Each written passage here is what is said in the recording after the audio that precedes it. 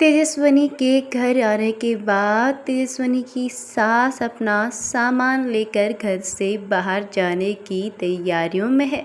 Star plus का popular show गुम है किसी के प्यार में, जहां पर आप देखेंगे तेजस्विनी और नील की शादी होने के बाद जब तेजस्विनी अपने ससुराल में जाती है तो तेजस्विनी को देखते ही तेजस्विनी की सास के होश उड़ जाते हैं, जबकि तेजस्विनी की सास तेजस्विनी को बिल्कुल भी पसंद नहीं करती थी।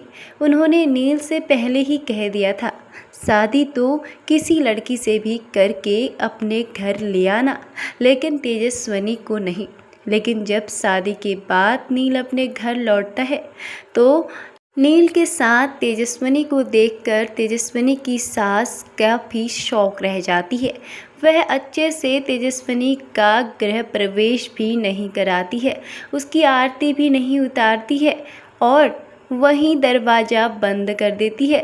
बड़ी मुश्किल के बाद तेजस्विनी के लिए दरवाज़ा खोलती हैं और फिर अब देखते ही देखते तेजस्विनी की सास इस घर को छोड़कर जाने के लिए तैयार हो गई हैं।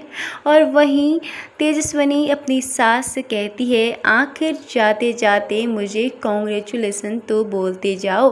तो उसकी सास बोलती है, क्यों? और फिर तेजस्विनी बोलती है, आखिर आपने मुझे एक्सेप्ट कर ही लिया है, लेकिन इतने बड़े घर को बनाने में तिनका लगता है।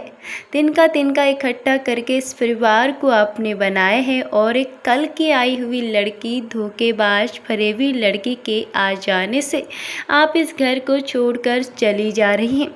और इतने में तेजस्विनी की सास सोच में पड़ जाती है और फिर आप देखेंगे बहुत जल्द ही आगे तेजस्विनी की सास अपने सामान का सूटकेस वापस घर पर रखती नजर आएंगी। ऐसी बातें सुनकर तेजस्विनी की सास घर छोड़कर जाने से मना कर सकती है। और वहीं आप देखेंगे तेजस्विनी और नील के एक साथ रस्में होती हैं, तो ये रस्में देखकर ऋतुराज काफ़ी जलस फील करने वाला है और वहीं ऋतुराज को काफ़ी तकलीफ भी होने वाली है।